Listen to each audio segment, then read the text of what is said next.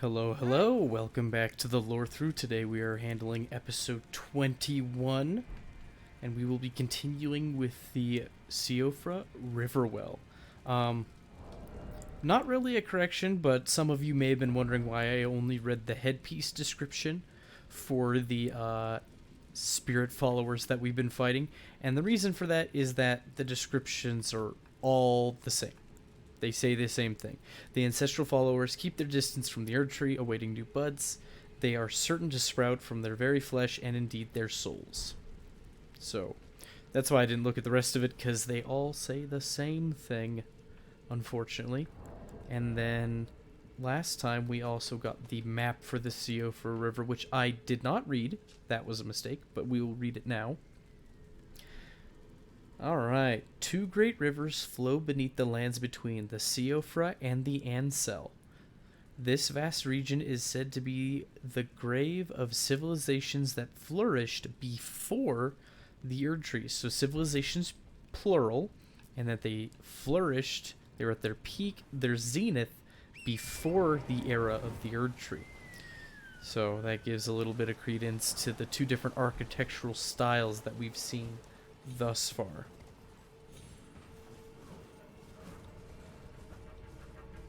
Okay. Pretty certain there was a thing for me to loot back here. We're gonna grab that really fast before we forget. But a lot of today is going to be hitting all of them obelisks, lighting them up, and basically getting all 8 of those done.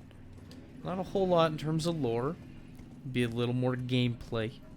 But we will get to the lore. Maybe next episode, but I promised lore is on the way.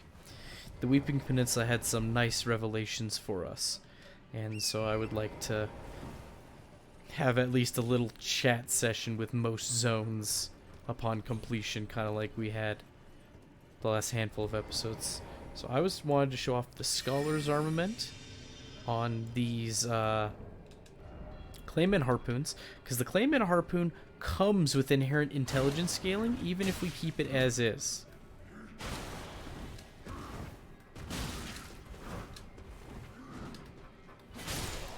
we go. They just keep hitting me with arrows.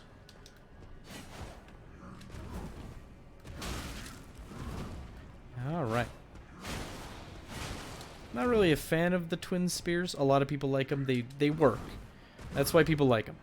They do the big damage.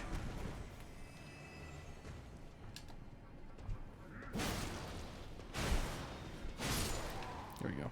They do very good damage. And even looking at the status, yeah, we have 334 AR on the right-hand spear right now that's buffed, which is a bit crazy for somebody who only has +3 weaponry. It's a lot of damage. It's it may be more than the colossal greatswords we have, if not in the same ballpark. Now the damage is split damage. It's part physical and part magic. And the problem with having split damage is that its damage negation is calculated twice, once for the physical aspect and once for the elemental. And so while you may get a higher base number when it comes to AR or attack rating for split damage weapons, the damage negation is calculated twice and often nets you a lower number. So if you can have one damage type that's pretty high, it may not be as high as split damage. It'll be worth it, because then the damage negation is only calculated once. Now, if you have something that's weak to one of the elements, then of course that'll make all the difference in the world. There are exceptions. It seems that backstabs and critical hits tend to ignore... Sorry, I was just looking at this texture right here for this pillar, and it looks like the pillar textures that we've seen on other parts of the Dainest ruins just blown up. Yeah, it just looks upscaled, and it kind of looks a little worse for it. Also, Torrent isn't standing on anything in particular here. But yeah, with damage types, really bland, nitty-gritty number stuff. You want one damage type if you can help it. You want to lean one direction. In that sense, you'll usually do a little better. Not always, though. Always exceptions. There was one other thing I wanted to mention when it came to that, and I am just not remembering what it was. What a shame. Alright, let's go light up more of them beacons. Oh, that's gonna bug me. Trying to remember what the heck the other damage thing was I was gonna mention.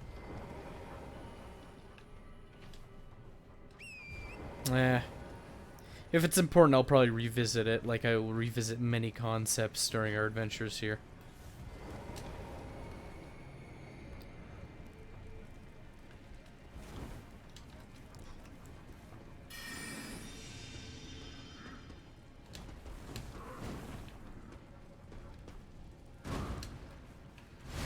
That's a lot of damage. Now, oh, I remember what the other thing was. It had nothing to do with damage types. And you watch as I disperse my own buff on my weapon like a fool. I need to read the horned bow description.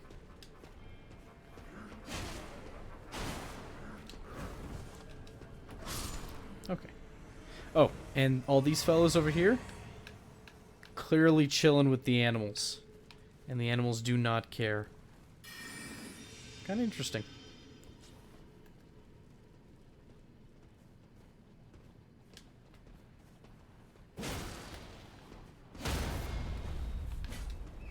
As I completely miss.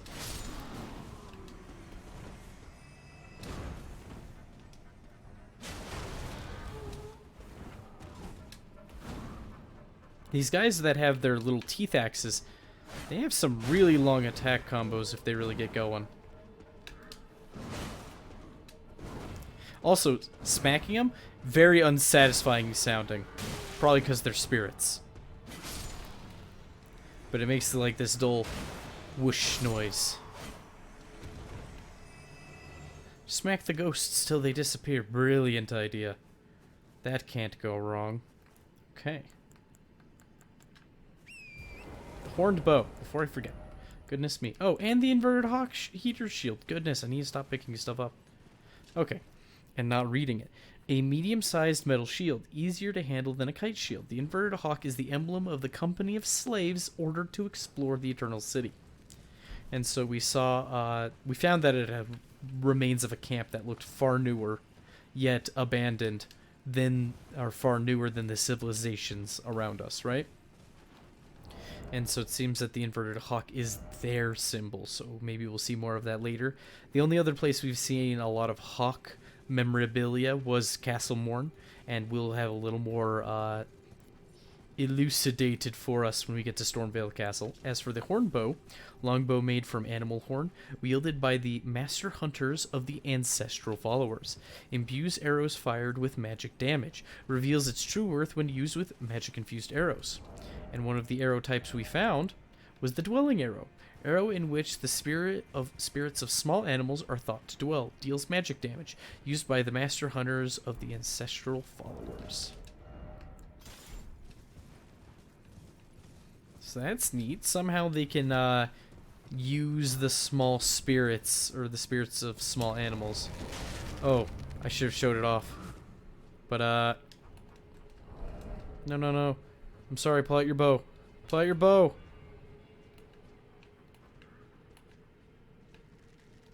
Not you.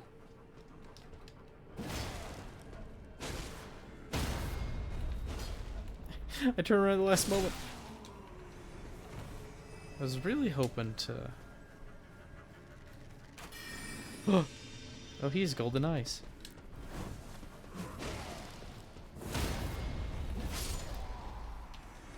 I was hoping this fellow would pull out his bow again. I was going to show off his attack he likes to do. Nah. He's very aggroed once. I don't think he's going to pull out his bow. Yeah. He seems a little confused. Perhaps more than a little confused.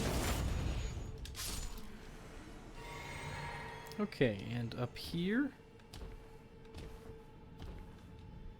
I have an item to grab. There is a way gate. I should have probably looked at these. I believe these are the first ones we've seen besides the one we ended or walked by last episode. But yeah, it's in much the same style as the I'm gonna call it the Eternal City for now. because that's the other name we've been given along with the Dynasts. So we have the Eternal City and the Dynasts as the two civilizations, right? So it seems very much in that style, and the Eternal City vocabulary is going to replace me referring to stuff as looking like that there wizard tower down on the Weeping Peninsula. And we will go through that way gate in time, but not just yet. Good old greatsword. Well, iron greatsword. The standard greatsword is actually a colossal greatsword, and we have not found it yet.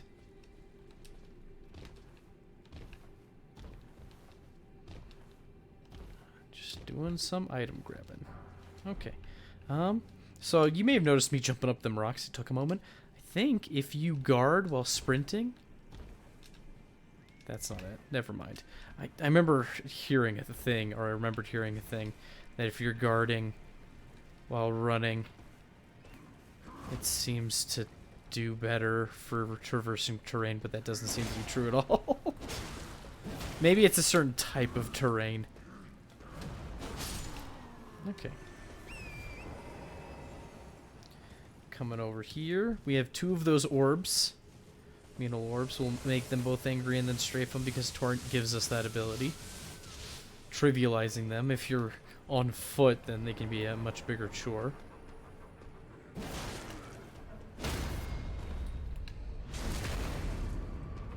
And the comely iron greatsword saves the day again. Another brazier lit. Just the amount of growth here is incredible. Oh, there's more of those pillars. The weird, unnatural looking ones. They're very reminiscent to me of Ash Lake from Dark Souls 1. Which was a zone just filled with petrified trees. Just huge ones far, far beneath the surface world. Here we have another site of grace. And this one is the Worshipper's Woods. Okay. We're making time. We're doing alright. Clearing stuff out. Ignoring crabs. Ignore all crabs. Oh, hammer. I don't know if we've seen that hammer yet, but I have one in my inventory to look at. The Great Horn Hammer, a huge thick horn carved with tree ring-like markings adapted into a bludgeoning weapon. The ancient horn is imbued with the power of ancestral spirits. A small amount of HP is restored upon defeating an enemy. Alright, this fellow can't seem to wait, so let's hand it to him. Yeah, it's a good weapon, but we get a little bit of health back. And this is one of the earliest versions of this type of weapon, a weapon that gives you life on kill. It doesn't matter whether or not you're the one who killed the thing, as long as something died in your world and you have it out, you will get health back. It's very handy for invaders and co-opers alike. Gives you a means of getting HP back without consuming precious flasks. Okay. We'll use it for a bit. They sped up Great Hammers a good deal in the most recent patch. Mostly their running attacks and the recovery after them. I believe the running light may have stayed the same, but I think all the other attacks got a speed boost. And the speed boosts, they're small. They're like 1 to 3 frames each, all of the buffs, whatever they are. I'm sure somebody with the frame data could tell you specifically what it was. But in a game where all time is measured in frames, and I can't remember if the game's coded in 30 frames a second and just performs in 60 or however that works. I know the previous Souls games were all coded in a language that was ruled by 30 frames a second, so this game could be 60, but those differences are quite huge, though they sound minuscule.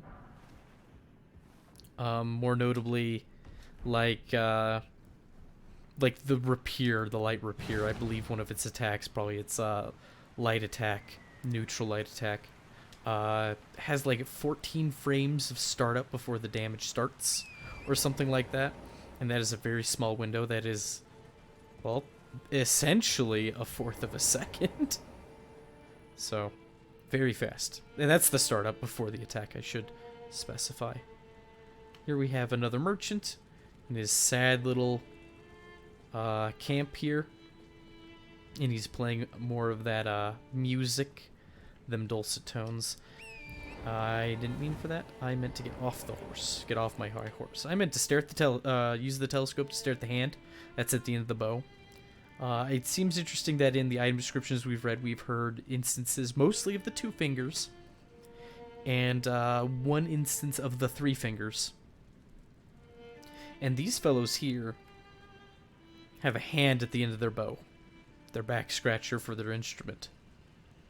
So it makes me wonder what the importance is, and perhaps we can construct some theories with some more information given time. Oh, a customer. That's us. And right to the point, he sells soap. Plant-based soap made from mushroom juice, craftable item, cleans off filth and other accumulations on the body while also slightly reducing poison buildup.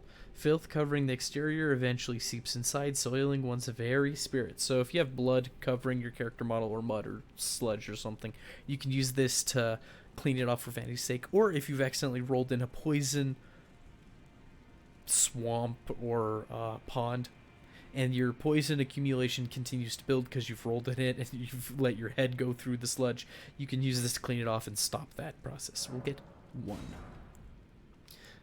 Stone sword keys. I mean, we do have the money. Feel bad. We'll buy it. Why not? And then larval tier. And the Nomadic Warriors Cookbook, which lets us make soap, oil pots, and roped oil pots. And we want that one as well, but we need 6k. And thankfully I have acquired some breakable runes for reasons such as this.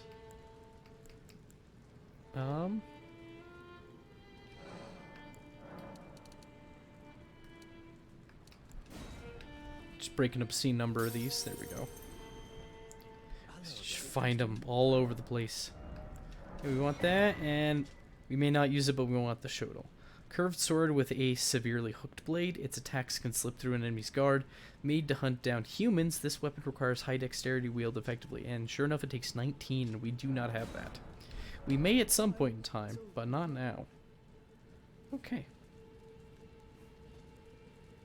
Yes, I believe we are good. Head down here, grab this. There's a mean old flower here. It doesn't seem to be guarding anything important. It just seems to be a roadblock. Oh, there is 1 item. Smith and Stone level 4.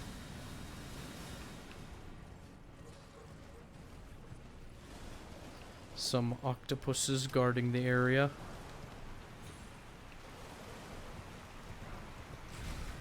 Just grabbing their loot and a-going. Getting stuck on the brambles.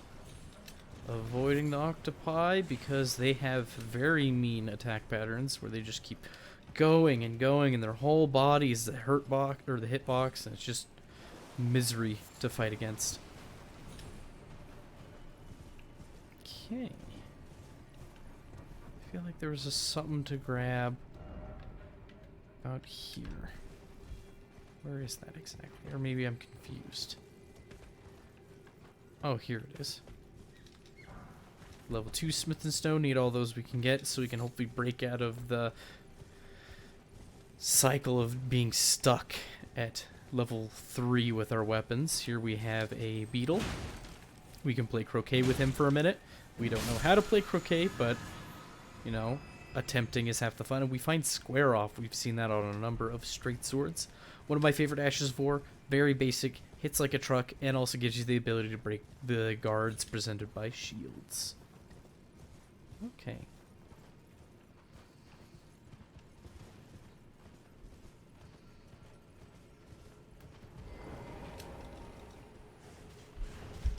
Just gonna ignore these pesky rats. Because why would we fight them if we can avoid it? I want to fight these ones mostly because I feel like they're gonna cause more problems if left alive. Let's try out the magic great hammer. Why not? Big old magic bonk. Well, can't argue with the results. The range, though.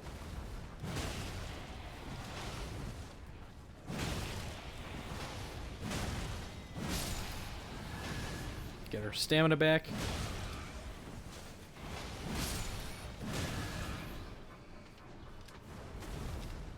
Nice thing about the hammer is that every kill gets us some health back. I forget how much it is, but I believe it's a flat amount plus a percentage of your health. So at lower levels, I believe it feels more substantial.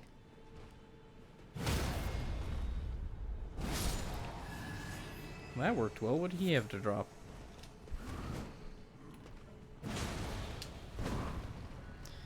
And slammo. Goodbye. Off the cliff. That's clippable. That was fun to watch. Okay. More obelisk. And I believe... yeah, that was the last one. Okay. Power gathers somewhere in horned remains. We've already read one item description pertaining to horns. And to be fair, I skipped the pantheon that was over here. And we will head back to it. Looking at more of the environment. Can I even see the pantheon from here? Not particularly. There's that tall structure around the grace in the way. Is that over there? More structure. But more importantly, is that. If that doesn't look like a pantheon, I don't know what does. Is pantheon the right word? Parthenon? One of the two. It looks like a big old Greek building. You can see by the pillars. It's got a reddish hue around it. And it's up there on the cliffs. And we seem to be separated by a massive gulf. Okay. So we have, I believe, a little channel to cross over here. Item over there. We get to get a little closer to the Eternal City in some regard. These absolutely massive structures... they're much nicer than the Dynas remains. They could be newer, or perhaps just more finely crafted. Here we have a tiny illusory tree with a golden seed at its base. An illusory sapling. Makes me wonder how it got here. If somebody brought it down here and planted it, or what, after the Erd tree got spooked and bolted and dropped seeds all over the place.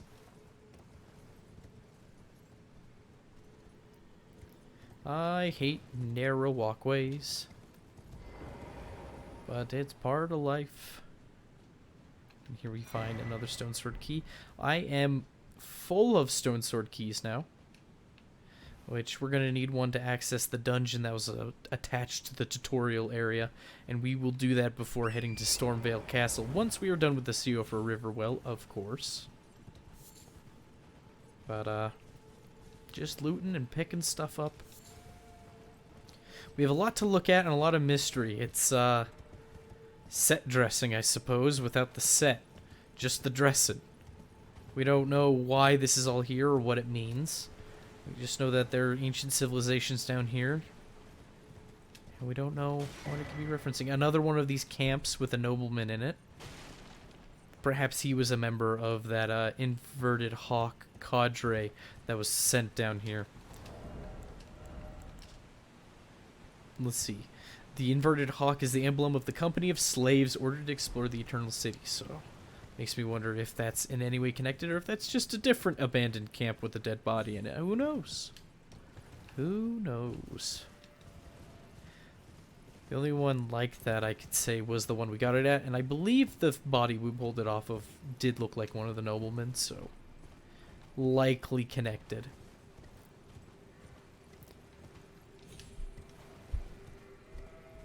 Can we get up over here with the horse? Oh, there it is. Haha, there it is. That stupid bow attack.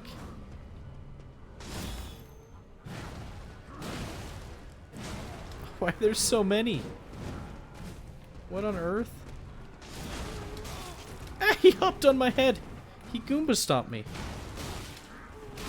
Oh my goodness. And I could get sniped here if I'm not careful. Oh, I could get smacked here if I'm not careful. Oh boy. I was really hoping not to have this episode take any longer than is needful. Interesting how they all got mad there. I've usually been able to take care of the snipers there, the bow snipers, without all of them getting pissed collectively. Then again, the hammer is a slow weapon, and I feel like there are better options when it comes to taking them down quickly. I could use the spears, and they do good damage, but they just eat so much stamina, and it looks so dumb. Nobody in history would use 2 spears like that, like a double-pronged thing.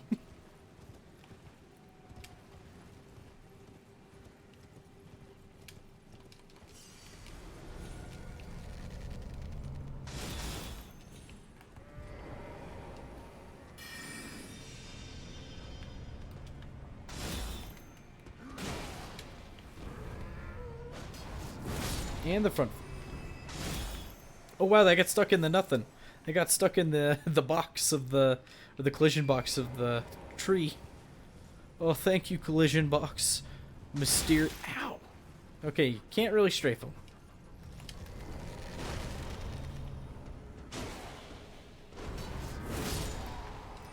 There we go. And he dropped another jawbone axe that we don't need. And look at... That's silly. That's way bigger than the arrow they knocked.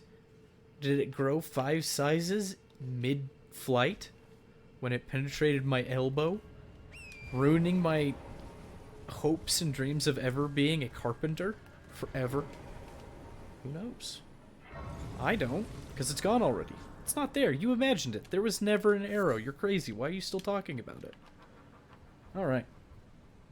So from here, we'll grab one item on the stairs, but then we will make our way to that big ol' Pantheon structure that we saw at the beginning where we grabbed the map. So first, clarifying horn charm. I should have gone the other way. Okay. An accoutrement worn by the ancestral followers. Raises focus. Said to be a budding horn. The ancestral followers believe that the horns of a long-lived beast continue to bud like antlers over and over again until the beast one day becomes an ancestral spirit. Or did it say ancestor spirit? Ancestral spirit.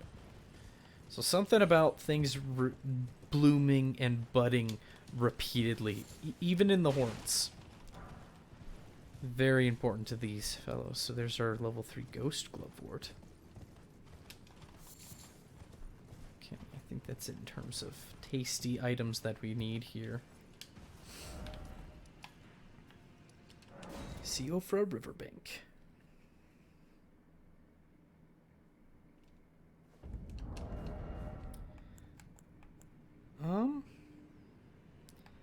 Kind of wish I had one of the. There's a certain type of spear in the game that's heavy attack. Kind of stabs upward, kind of like this thing. Maybe I'll use this actually. I don't.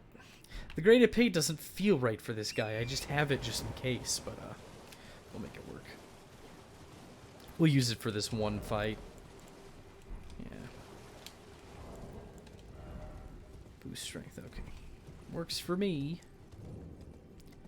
The Hollow Horn Grounds. So, more trees growing in these Dynast ruins. Big old pillars. A little more semblance of a structure, but the roof is long gone. If it ever had a roof. Like, well, now that we look at the other Pantheon in the distance, it doesn't have a roof either. Doesn't look like it. At least over the part that we can see. No roof. But here we see the body of a beast. Its horns, well, wouldn't you know, budding, even blooming. Maybe these leaf structures coming off of it. Over and over. Somebody left a message on the poor thing's head. Time for research. That's fair. Why not? Well, there's a lot to learn here, but it seems that the beast body was probably already here, and it started glowing once we lit all the braziers. So we will touch the horned remains. Cannot speak. And we will finish this fight and then cut the episode. So that sounds good to me. Should sound good to you too. You don't get to control the flow of these episodes. I barely know where they're gonna go. Okay.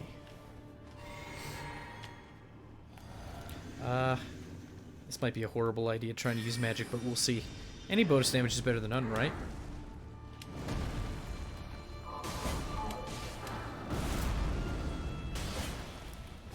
Use these silly crouching attacks to poke upwards on it. Ooh, he tried to kick me.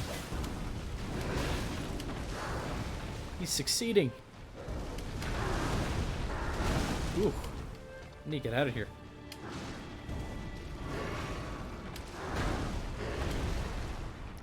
It's not a happy creature.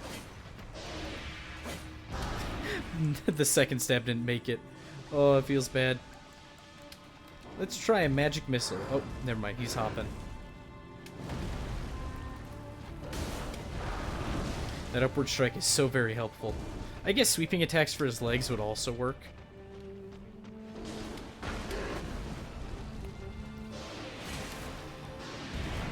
Yeah, sweeping attacks like that, that'll help. No! Lutel, you took a lot of damage in that fire there. That weird magic fire. I love the music for this fight, though. It was very different, surreal the first time I did it. You don't really get anything that's, I don't know, I would describe it as native, a little whimsical. I don't even know if that would be accurate in any regard, but, tonally, this fight is nothing like we've seen in FromSoft history.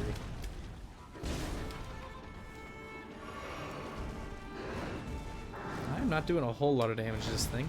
It's kind of beefy. And it's probably pretty strong. I'm just glad Lutel's still here.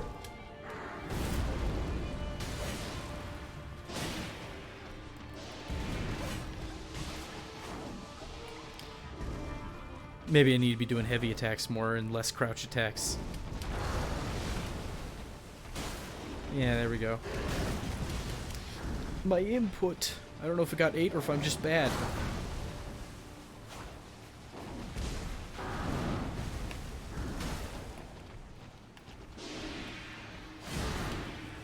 Well, we're making progress. I wanted to test a glintstone pebble. Could be worse. This just feels wrong after doing the fight so honest for so long. Is this what it means to be a wizard? Oh. And we get to show off the crit attack at the very, very end. Thank you, Lutel. Very helpful. And it cries out in pain as we've killed it. So that was an ancestor spirit, and we get the ancestral follower ashes afterwards. So looking around here, there seems to be fungal growths. I can light it up. Fungal growths. Cow head bones. Human bones. It seems like a huge, unceremonious burial ground. Just dump them here. The ancestral spirit, I don't know if it uses these for sustenance or what, but it seems that it itself is dead in some degree. And yet its horns continue to bud over and over after its death. Let's take a look at them spirit ashes, and then we'll cut there. Ashes are remains in which spirits yet dwell. A spirit of the horned folk who eschew letters and metalworking. So none of that reading or metal stuff. That's for sissies. Brawny and versed in distinctive spiritual arts, this particular tribesman wields a heavy bow. And if enemies get close to him, he pulls out the molar axe. Like one of these. And he'll go to town. So he's a really good Ash. He's got ranged on his side as well as melee if things get hairy. So, very good. Alright. Well, thanks for joining me today. I hope you had a good one. Sorry the episode ran a little long. I'm trying to cut them back down to 30, but it's just going to happen. It's just, I'm going to let it flow. Well, thank you for being here, and have yourself a good day. Bye-bye.